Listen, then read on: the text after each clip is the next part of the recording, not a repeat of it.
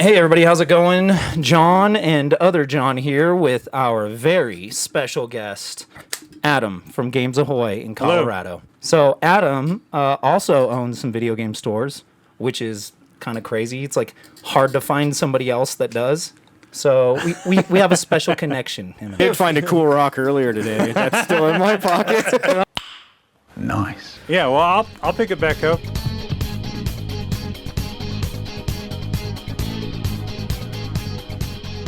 With, one of the main reasons I'm here today is to remind you guys about VINCON. That's coming up very soon. Yep. You see these two fine gentlemen sporting the new shirts for this year. Yeah, I wanted a match. Look at that. Dude, I'm so impressed. Sure you noticed the Castlevania theme, the Dig Dug theme here. These are only $20. We have them on sale right now at VinconColorado.com. But yeah, VinCon is coming up. If you don't know what VinCon is, it's just a gaming festival. You know, it is. We originally called it VinCon Vintage Video Game Convention, but honestly, it's evolving. We're adding more tabletop this year. This year we have Warhammer events, Magic, cool. Pokemon, Lorcana even.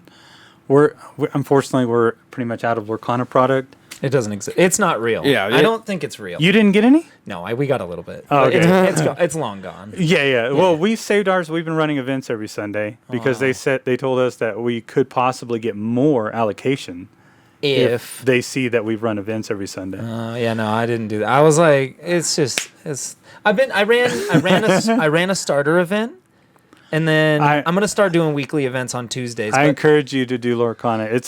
It's one of our better. Like, people turn up for it. We're maxing out every Sunday. For sure. I did get the OP kit, so that's cool.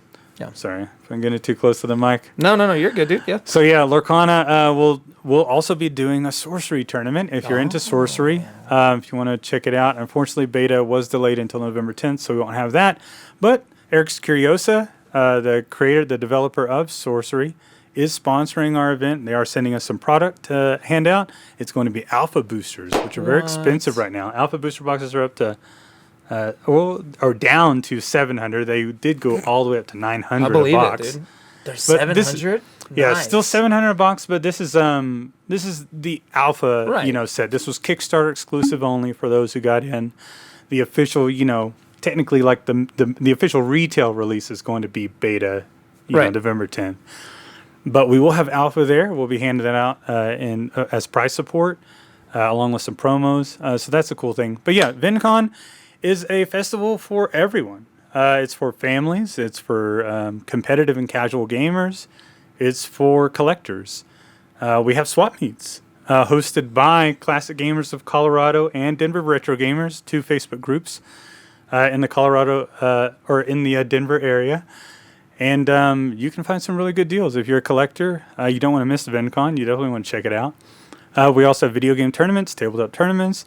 For the family, for everyone, really, like we have carnival games that are video game themed. So you get to throw Pokeballs at Pikachus instead of baseballs at milk jugs.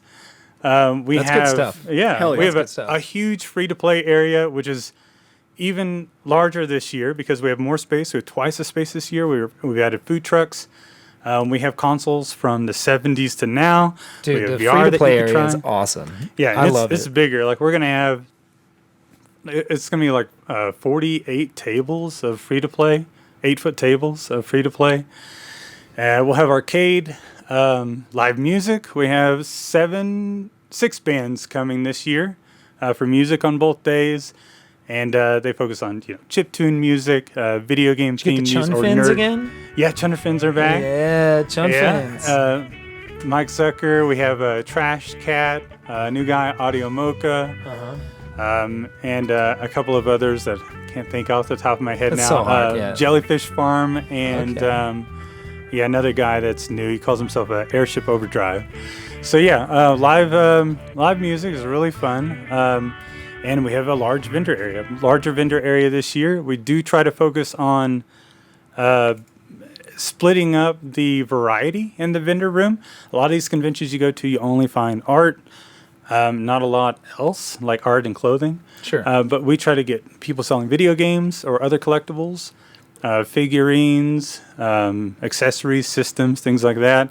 And like I said, at the swap meets, we're expanding the swap meet area this year, so there are going to be a lot of good deals in the swap meet area. That starts at 3 o'clock both Saturday and Sunday. So there's a lot to look forward to at VinCon. Just a lot for everyone. I'm excited. We're going to be vending there this year, so I'm stoked for that. We're bringing out. We're not pulling any punches this time. We're bringing the fire.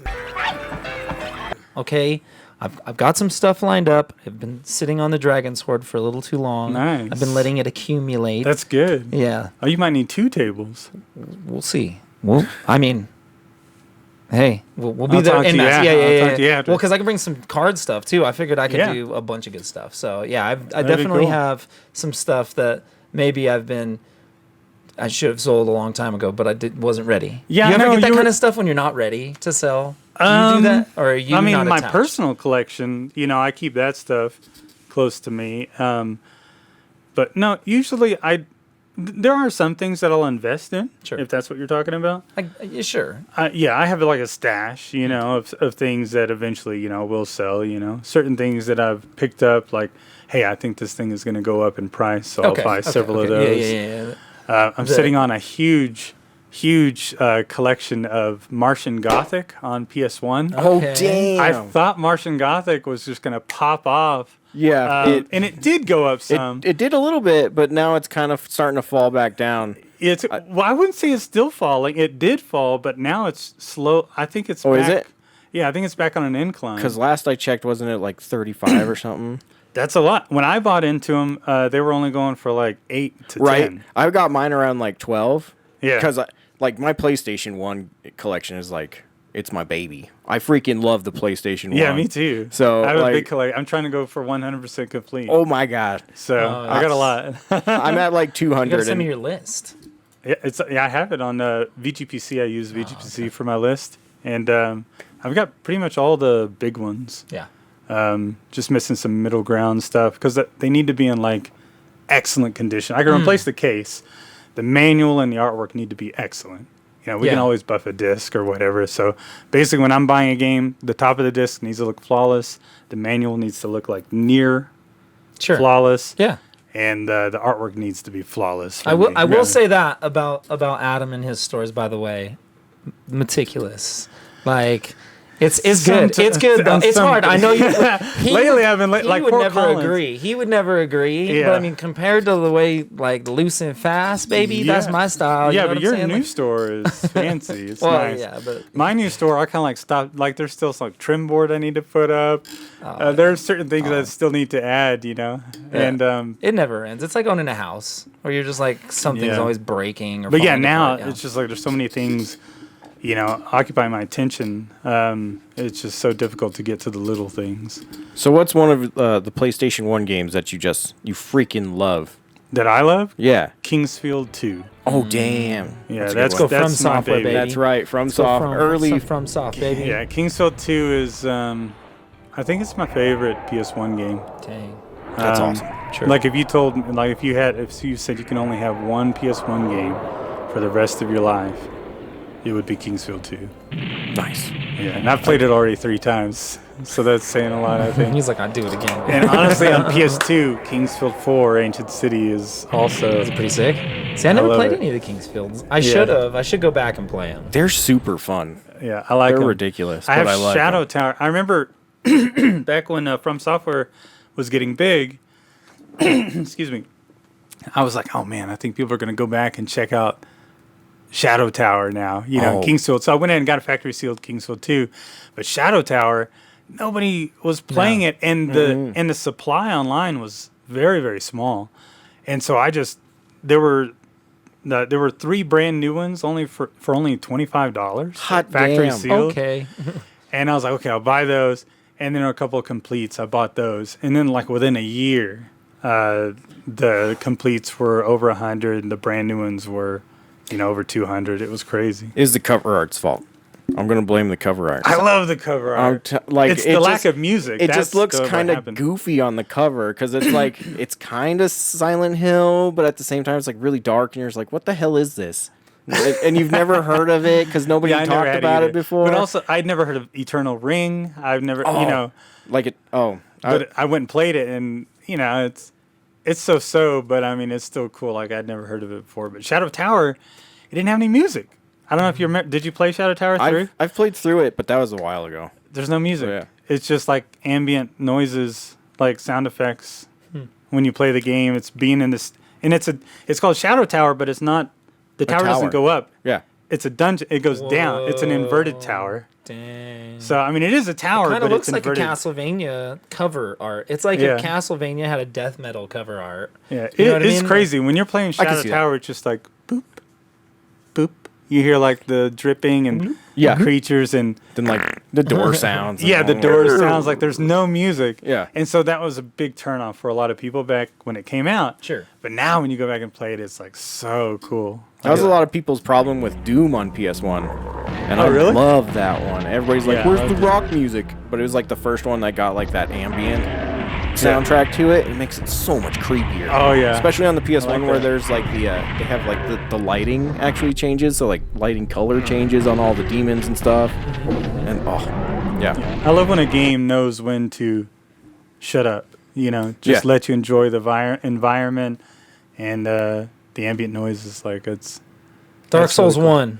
Dark Souls 1 for the win, dude. It just it was good. it's so good. Yeah, I It's like so Dark Souls 1. nice. I still I think like them all, really. That's the I one like that- 2. That's the one. Oh, 2 was People okay. complain about 2. Like I loved didn't it. like 2 as much. Yeah. For the follow up, I was like, come on.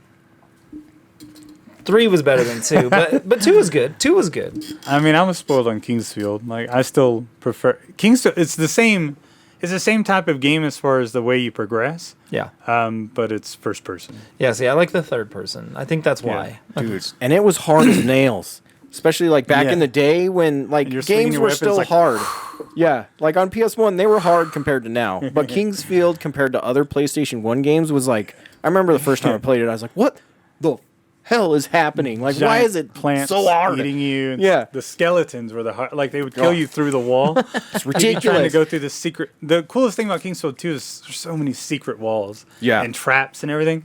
You'll go up to a wall and you try to open. You try to open this secret door and immediately there's a skeleton in your face. He just swings through the wall and kills you in one hit. The skeletons are really cool. Man, but they are fun Surprise games though. deaths. But Love surprise deaths. yeah. But yeah, I mean, going back to VinCon real quick, I just wanted to say a few more things about it because it's like I remember the first year. That was actually how you and I met. You reached out to me and you were like, "Hey, I own a game store and I got this convention and do you want to do it?" And I was like, "That sounds tight." You're like, "Whew." You're like, because everybody else is just being a dick. Like, you kind of said that. You look- Well, it's just that everyone. You're like, everybody's people so just- standoffish. I People think is just what you didn't said. want to participate. No. I thought that it would be like, hey, yeah, like we love video games. We want to participate. Let's start something. Like, yeah. and everyone, most of the people were that I spoke to, not necessarily game stores, just Sure. other Yeah, places yeah. too, just didn't. They weren't interested in it. I don't know if it was because it was 2014, 2015. 2015 was our first event, so yeah, it was mid 2015. I was calling around. But yeah, they just weren't interested. Game Force showed up, and Has he not? I haven't. Is he coming this year? Do you know? no, I haven't spoken to him in a long time. Oh, okay. He got wrapped up in his own. Oh yeah, he was doing the pins and stuff. Yeah, Yeah, but yeah, I mean they've been kind of like dialed back into doing the store stuff. It seems like they've kind Really? of like jumped back into I should give. I him don't a know call like to see. marketing and stuff a lot more. I'd say reach out to Lou or even Jim. Yeah, I spoke to Lou before. Yeah, no, Jim's the homie. The guy Jim who works at Game Force Aurora. Yeah, The guy, like, if you ever go in there, he's always wearing, like, a North Carolina probably met shirt. him. He's always got a jersey on. It's a North Carolina jersey. Always. Dude, he's awesome. He has been selling me video games since I was, like, 7 years old. really. I had to have met him before. I used to frequent those stores He's the now and then. nicest dude in the world, too. Like big, white dude, but just seriously, like, nicest guy. So, yeah, I got to talk to him on the phone the other day, and he was like, "I'm proud of you." I was like, "Thanks, Jim." It was like the greatest thing. Dude, honestly, like getting that dude to say he was proud of me, I was like, let's fucking go. Jim, let's go. So it'd be cool if they got up there. I mean, I know I need to reach out to them again. It's just been, years. Yeah. Yeah. Definitely before COVID since I've spoken to anyone from Game Force. But yeah, we would love to get as many people there as possible with video games. Right. Any game, like board game, TCG, like any kind of game. That's what we want. And if you have, if you're watching this and you want to demo a brand new game, board game, card game, video game, we have demo booths that you can use. And I'd love to build that scene. Usually we only get about 2 or 3 people demoing games every year. I'd love to have 30, new games, being demoed. Just people making stuff. Yeah. Hell yeah. Yeah, that would be really cool. I think one of our goals with VINCON is to make it as interactive as possible. So one thing you won't find at VINCON is a lot of guest speakers. Panels and stuff. Panels. Yeah, we don't have panels. We tried workshops for a little while because, workshops were kind of cool. Like you could get hands-on certain things like how to mod a console to play foreign games and or like collecting 101, stuff like that. That is cool stuff, but usually we only had, a small portion of the attendees actually interested in participating. What people really enjoy is playing games, playing in and tournaments. finding them, yeah. Finding deals. The swap meets are awesome too. Like I ain't gonna lie. Like I always stand back for like the first 30 minutes. I'm just like trying not to just go over that. You know what I mean? It's hard. I know that's what I have to do because one thing I do, like I'm conscious. Because isn't it bad taste for me to just go over there and be like that. Exactly. And that's what I'm like. I will not shop at game stores around here because I can't help. Like if I see a good deal, I want to buy that and then put it in my store. Well, that's not really cool. Like that's like, yeah. Yes, that's what I did before I had a store, but now that I have a store, like I still sometimes travel out of town looking for deals over in Kansas City, Salt Lake City area. I look for games to bring back to Colorado. That's right. And inject those games into our local economy. But I don't like to take the deals from, customers. Like Sure. Like I remember Game Source. Oh yeah. Game used to be here. Yeah, they used to have good deals. Yeah. My buddy And, Colin worked there, and my Hallie worked there actually. Oh, nice. Yeah, I remember the first time I went in there, I was just like, oh, crap. Yeah, I'm going to buy these. I'm going to buy that. I'm going to buy this and buy that. And then I was like, man, what am I doing? Like, these are kind of like my cut. Like, even though I'm not here in Denver area, I'm close enough. And there's a lot of people who live here who travel up to Games Ahoy. I don't want to be taking deals away from you guys. So I just put the games back. I don't like to buy. They were a bit of a thorn in my side in that they were all nice people. We were homies. Everybody was chill. But the way they price their games, people would be like, over at Game Source, this is $5. I'm like, you better hurry your ass back over to Game Source because there's no way I'm doing that. Like, yeah, some of their games were definitely underpriced. Which is hard because it's like... But I think that might have that's played... part of it, yeah. I don't know their story, but it might have played a role in, why they're not open anymore. A lot of game stores... When you sell your games, like people will complain about the price of games. Well, if it wasn't priced at $30, which is what it goes for online, and if it was priced at $20 instead, it wouldn't be there. It'd be gone already. Right. You would have never seen it. You would have never seen it to complain about it. And so a lot of these stores, like buyback games, up in Fort Collins. I'm not too familiar with the ones that were around here, but one in Fort Collins.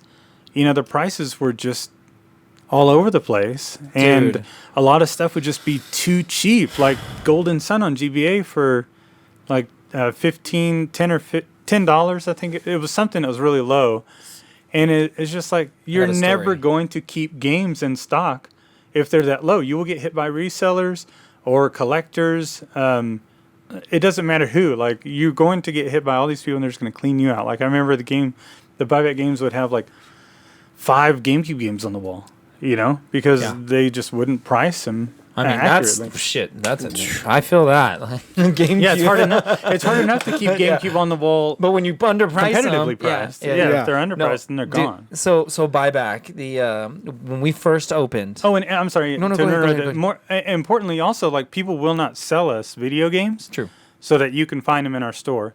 If we're only going to offer them $2 versus $10. So anyway, continue. Right. Sorry. No. So just a real quick story about buyback. When we first opened, I didn't want to like piss anybody off, right? So I was like, I've been shopping at all these stores my whole life. I don't actually know these people, but I'm opening a store. I'm sure, blah blah blah, whatever. I think I'm more important than I am. So I go over there and I introduce myself and I'm like, hey, I'm opening a store, this and that. And he's like, oh, cool. The guy who owns it, this guy Dan, and he's like, I'm like, what do you guys do with all the rare stuff that you get? Because I just asked him. I was like, what happens to all the rare stuff you guys get? And he's like, oh, we just put it all in this box. Oh, in the back, and then we've been selling it. We've been just selling it on eBay, or this one guy comes in and buys it all. Yeah. What? That's what you did to me. What? With your games at level 7. What did I do? You said that you have a box in the back with all of your good stuff. Oh yeah. Well, the crazy That's probably stuff. changed now. Well, there's also. It's changed a lot, but also when we only had the little store in Denver, you know what I mean? Like, there's stuff that just wouldn't have sold. This was years ago, remember? This is pre-COVID. Said I got a bubble 2 in the back, and I was like, well, that's the stuff that was listed on eBay, though. Right, yeah. Or Amazon. You know what I mean? Like, yeah. Because there's just stuff, like, if you put it in the store, at least, depending on the environment. So it's like the new store, it works really well. I can display it in the vault. It looks really cool. It's shiny. Right, yeah. It works good as, like, this is an You didn't want them to antique. get stolen before, right? Right, but, like, having, I don't know. I don't know why it just felt... That would freak out a lot of customers, though, being more of a customer than I am an owner of a game store. If you walked in and saw nothing but triple digits on the top shelf, I would straight up just turn around and walk out. The other hard part is this is part of the culture aspect of it, though. One, I was kind of sitting on them doing kind of the investment thing, right? The long term. Yeah. But two, this is before most people viewed video games as like an investment collectible, the post-COVID perception of video games, which we're living in now, where people like accept these prices and understand it. But like when we first met, it was still a little shaky where like half the people are these like $0 reseller collectors, you know what I mean? That are like basically flipping to get the same shit over and over. And what I didn't like doing was dealing with those people in person. Because I can't haggle, which is why I don't do conventions. I'm not a haggler. Like, it's just not my thing. If you don't like the price, don't buy it. It's always been like... Oh, it's so much easier. hard for me. Like you said, and playing into your point, it is easier to say that now. Yeah. I mean, when we go to conventions, we don't get that many people that are trying to haggle. There are some people, who are there purely for the swap meets at VINCON. Right. And then they'll come to our table, and they'll ask for, lower prices. But usually, we just tell them, say, hey, we run a store, we have to sell them at this, we can't like do like big bundled deals, big discounts, things like that, because we have overhead, we have employees, And this stuff is hard to get. It's kind of like, ultimately, like once it's gone, you never get it. That's the other thing, sometimes they get people who are interested in buying, boxes and manuals that we have I have a pretty big stash of boxes and manuals in the back for all sorts of different consoles. Sure. And I definitely don't mind, like some of the guys, from their Facebook gaming groups, come by the store and I'll let them in the back to look at that stuff. Or I'll pull out boxes of these, Super Nintendo or NES or 64 boxes and manuals and things like that. And I don't mind, but at the same time, like I'm not in a hurry to sell them. Like you said, that's the whole point. If they sit in, we get people who come in and they're like, hey, I'll just take all these off your hands right now at $2 a piece. No thanks. I'm like, I'm not interested.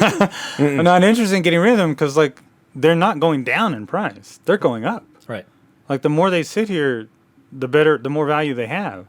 I'm selling them to you I'm showing them to you as a courtesy. It's kind of weird. Yeah, right? it's because I'm allowing you to buy stuff from me. It's like, I feel that. I feel that though. Yeah, it sounds weird, but like I'm a gamer and I'm a collector. Yeah. And so it makes me happy when you come into Games Ahoy and you want to look at the manuals for Super Nintendo. I love Super Nintendo. You know, like I love PS1. You know, we talk about PS1. Super Nintendo is probably more of my baby. And so when you come in, you want to look at Super Nintendo manuals, I get excited. I want you to find something that you want. I want you to find something good. But at the same time, it doesn't mean I'm going to sell it, you know, half price. I still see that. So the video game haggle culture is what we'll refer to it as. I still see that in the box and manual world more than anywhere. Like the cartridges, people just kind of accept it at this point. Like a cartridge is $200, it's $200. Like most people know how VGPC works now. Like that's been around long enough. Like TCG Player, where the card players are educated customers, right? They trade with each other. They buy and sell from each other just as much as probably from stores. So they're all like educated customers, which is nice because they come in, they know how it works. Video game collectors are getting there. Like it feels like they're getting there. As far as like a collector culture, like it's moved from flea market garage sale style, everybody's coming in trying to haggle for every little thing, to now it's like they respect the business for what it is. They understand that it is part of the ecosystem that you described earlier. They understand the overhead aspects of it. You know, every once in a while you get somebody who's like snot nose about it or whatever, or they're like still just like old school. Yeah, this guy, he's the haggler. Turn around and walk out. People don't like haggling with me. But it feels like it is changing. I'm too direct, I think. Yeah. We have a couple of employees who are very direct. That's good. You have to know have who you are. Yeah. Yeah, you're like, don't be so mean about it, but good job. You're like, when they're like, no, we're not buying this. It's clearly missing a label, a void warranty. And people are like, oh, dude, I just bought this from you like 2 weeks ago, foo, and it's like, it came like this, and it's like covered in gum or something. You're like, what? Yeah, sometimes that happens. Not to cut it too short, but when is VinCon and where? Yeah, we didn't even cover that. So VinCon is October 14th and 15th. It is only a month away, and it is up in Loveland. It's at the Ranch Events Complex inside the First National Bank building. So it'll be right where the Budweiser Event Center is. There's a big building right next to it. We're in that building, and that's October 14th and 15th, Saturday and Sunday. And if you get a VIP pass right now, or not right now, but anytime before the event weekend. Right now. Do it right now. You get to show up early on Friday during setup. You can kind of get first dibs on some of the vendors that show up early and set up early. You can help me set up. And yeah. You can pay to help me set up. There'll be consoles, that we'll be setting up and you can play and arcades and stuff. And it's just, I don't know. It's going to be awesome, dude. Cool little thing, we're offering this year just for people to come and hang out, the day before during setup. You can chit chat with us and haggle with some of the vendors. So love it. VinCon 2023, October 14th and 15th. You got to be there. It's in Loveland. Yep. We're super excited. Adam, dude, thank you so much for coming on the podcast. Thank you. And talking about everything. It's been a lot of fun. I could keep talking about game store shit all day, so it's kind of hard. But we got to cut it short. Thank you to everybody. If you want to see more content like this, obviously like and subscribe, and then give us some comments. Tell us what you think. Let's go Colorado game stores. Woo! Okay, bye. Thanks for watching the Level 7 broadcast. Be sure to like and subscribe to get more videos just like this. And be sure to visit us at any Level 7 Games location